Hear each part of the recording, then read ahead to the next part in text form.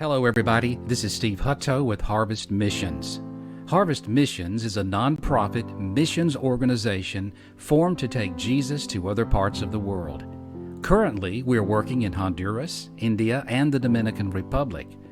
Your regular support of Harvest Missions enables us to offer sponsorships of children from Honduras, assist pastors in Honduras and India, and do missionary work in the Dominican Republic. Would you prayerfully consider becoming a regular supporter of Harvest Missions? All donations are secure through PayPal and tax deductible. For more information, visit our website at www.harvestmissions.org. That's www.harvestmissions.org. Or you can email us at info@harvestmissions.org. Thank you. Hey everybody, welcome to my podcast. We are going to talk about the woman with the flow of blood. And that's a very interesting story to me, and I've been studying on that recently. And we can see in this situation where Jesus not only heals this woman, but he restores her socially, and he also just brings her from being an outcast to one who is accepted again by her family and her friends. We'll talk about that, but we're going to be looking at Luke chapter 8 and also Mark chapter 5. These are two different accounts of this woman with the issue or the flow of blood. And let me say this, I don't want to be crude or rude when I say this, but this woman with the issue of blood, we're talking about a menstrual cycle, if you will, that was extended for 12 years. I mean, it never stopped. She was definitely sick. She definitely needed to be healed. But let's pick it up. Mark chapter 8, starting with verse number 40. It says, "And as Jesus returned, the people welcomed him, for they had all been waiting on him." Now, this is key here. "And there was a man named Jairus, and he was an official of the synagogue, and he fell at Jesus' feet and began imploring him to come into his house. For he had an only daughter, about 12 years old, and she was dying. But as he went," now watch this now, "the crowds were pressing against him. And a woman," so Jesus was about to go off and heal Jairus' daughter, "and a woman," verse 43, "who had a hemorrhage for 12 years and could not be healed by anyone, came up behind him and touched the fringe of his cloak. And immediately her hemorrhage stopped. And Jesus said, 'Who is the one who touched me?' And while they were denying it, everybody was, Peter said, 'Master,'" watch this, "the people are crowding and pressing in on you.' But Jesus said, 'Someone did touch me, for I was aware that power had gone out of me.' And so when the woman saw that she had not escaped notice, she came trembling and fell down before him and declared in the presence of the people the reason why she had touched him and how she had been immediately healed. And he, Jesus, said to her, 'Daughter, your faith has made you well. Go in peace.'" This is such an incredible circumstance or incident, event, if you will, that took place during Jesus' ministry. Jesus was about to go heal Jairus' daughter, raise her from the dead, as a matter of fact, which he did, but this woman kind of interrupted. Well, she didn't really interrupt Jesus, because we can see as how this turned out. It just shows us that Jesus really planned on ministering to this woman. But let's talk about her for just a minute. So she had, according to Mark now in chapter 5, it said, a woman who had had a hemorrhage for 12 years came up in the crowd. There it is again. There's a crowd there. And she came up behind Jesus and she touched his cloak. For she thought, "If I just touch his garments, I'll get well." Immediately the flow of her blood was dried up, and she felt in her body that she was healed of her affliction. Immediately, Jesus, perceiving in himself that power proceeding forth had gone from him, or forth from him, turned in the crowd. He turned around in the crowd, and he said, "Who touched my garments?"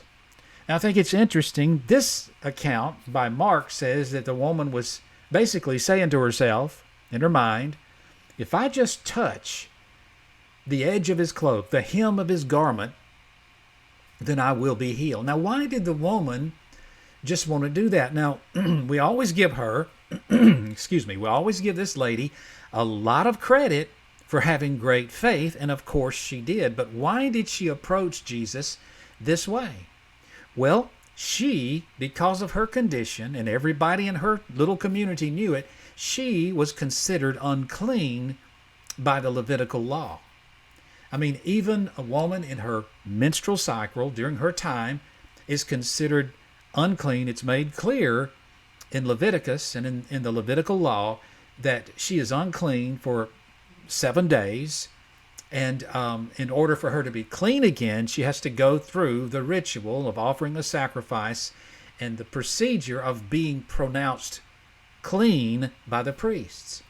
And anybody or anything she touches during that time becomes unclean as well. And they too have to go through this procedure in order to be pronounced unclean by the priests. So, but this woman had been in this condition not for 7 days, but for 12 long years. Mark says, or maybe it was, one of these, they said, one of these accounts, Mark or Luke, it said that the woman had spent everything. She had endured much at the hands of the physicians and spent all that she had and was not helped at all, but rather had grown worse. So this woman was an outcast. She was constantly ostracized. She was excommunicated from the community. She lived outside of the wall and the gate of the city because she was like a person with leprosy. She was unclean, even though she did not have leprosy. She had this disorder that had been persisting for 12 long years. And so people shunned her. She wasn't worth anything. No one wanted to be around her. Everyone considered their own welfare first over hers. And so she was completely shunned and pushed away by society. So is it any wonder that this woman felt that if I just touch Jesus, that's all I need to do? Now listen, if she touched anybody else, they would have been unclean. And she probably thought that if she went up and touched Jesus, he would be unclean. But if she went up kind of incognito, kind of by stealth, no one would see her, no one would push her away, no one would scream, unclean, unclean. And certainly Jesus wouldn't turn around and say, get away from me, you unclean person. So she wanted to go in a secret manner and just literally touch him. She had the faith. She had heard about what Jesus had done, what he was doing. I mean, there was a crowd there. A lot of people heard that he fed thousands by virtue of miracles, that he raised the dead. He was on his way to raise the dead. Many had heard that he healed the sick, and healed the blind, the crippled, the lame. And so he was very popular, and people wanted to be around Jesus. They were pressing in on Jesus in order to receive something, a miracle or whatever, healing from Jesus. And she knew that's the only way she could do it, was by pressing into Jesus and touching him. But if she was unseen, she could get her healing. At least that was her thinking, and then slip on out. But there's one thing wrong with that. Yes, it would take a lot of time, or maybe I should say, yes, she could go to the priest and show herself if she got healed and nobody else knew it. But people would not receive her because she had been this way for 12 years. So Jesus arranges it. The whole thing happens in a way that Jesus pronounces over this woman, once he sensed that power had gone out from him, that she had been saved by her faith. And he said, go your way. In other words, don't worry about what anybody thinks. You don't have to be concerned with that anymore. I'm not only healing your body, but I'm healing your life, your social life. You no longer will have to live as an outcast. You will no longer be ostracized by everyone. You will be received as one touched by the Master, the one who performs the miracles. You will be known as one who is received by the great healer and the one that everybody's trying to touch and receive their miracle. So I think that is incredible. It says in Mark's account, Mark 5:27, it says that after hearing about Jesus, that's why there was a crowd. Everybody had heard about Jesus. She came up in the crowd behind him and touched his cloak, for she thought, if I just touch his garments, I will get well. And of course, immediately she was healed. And, Jesus said this, daughter, your faith has made you well. Now, some versions say, daughter, your faith has saved you. Well, let me tell you, this woman didn't get saved. Jesus hadn't gone to the cross yet, so he's not talking about the salvation where we receive Jesus into our heart. We're cleansed of our sins. We no longer go to hell. We go to heaven. We start serving Jesus. It wasn't that type of salvation, even though it was the same Greek word because it has several meanings.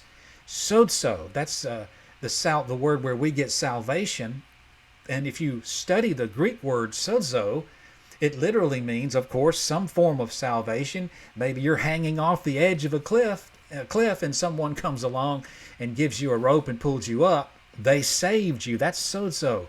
Or maybe a serious disease attempts to attack your body or does, and someone prays for you and God touches you and heals you. That's another form of salvation, sozo.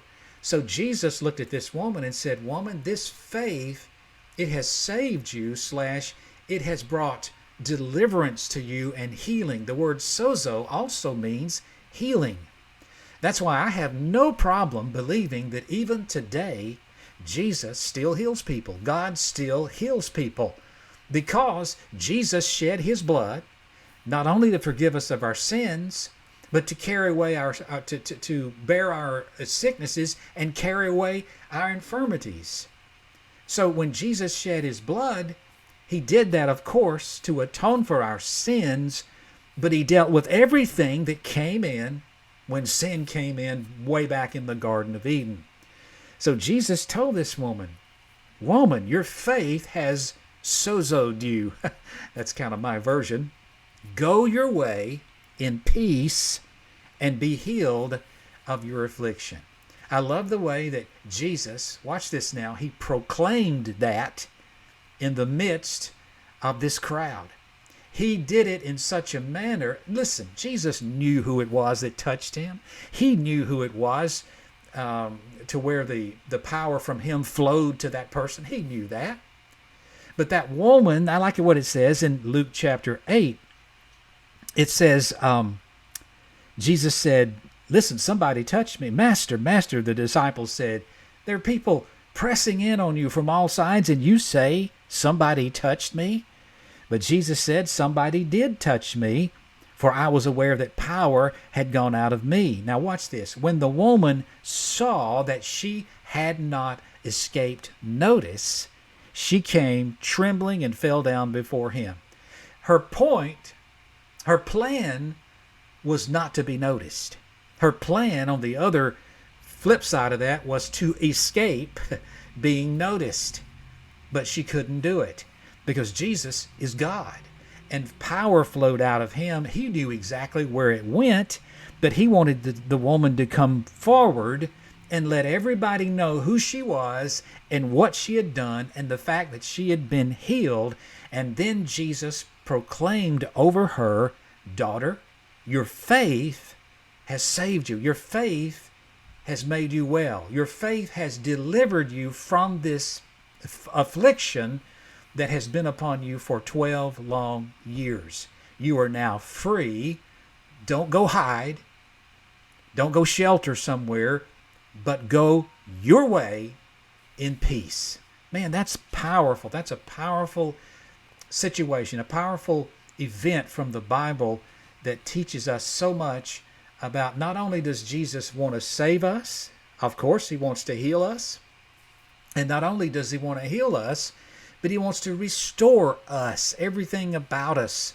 You know, when we get attacked by a disease or some form of an attack from the enemy, his plan is, yes, to attack us, maybe to attack our bodies, but in doing so, destroy our lives. That's the way he operates. But when Jesus heals us of diseases, his plan is to restore not only our physical bodies, not only restore our fellowship with Jesus, or reconnect us with the God we once knew before Adam and Eve caused us to be disconnected from him. Not only does he want to do that, but he wants to restore everything about us that the enemy has stolen or destroyed over time. And that's what he did for this woman. Now, there may be somebody watching this, and you may feel worthless because of something that happened to you or something you did, maybe previously before you were saved, or maybe even after you got saved. You might feel ashamed. You might feel second rate. You might feel like you're an outcast. You might even be ostracized by your family or some people. But let me tell you something. Just like this woman that Jesus restored, not only to health, but he restored her life. He restored her even socially, where she could again interact with people. He will do the same for you. And listen, let me just say this. You know, you can't control what people think. You can't control what people say. But you can understand that what really matters is that the one that counts is the one who loves you and the one who has restored not only your spirit, if you're born again, but he wants to rebuild and restore and make even better your entire life and everything about you. Man, I think that's pretty good. So listen, that's going to do it for right now. I want to thank you for watching my podcast and my teaching. You have a blessed day. Bye-bye.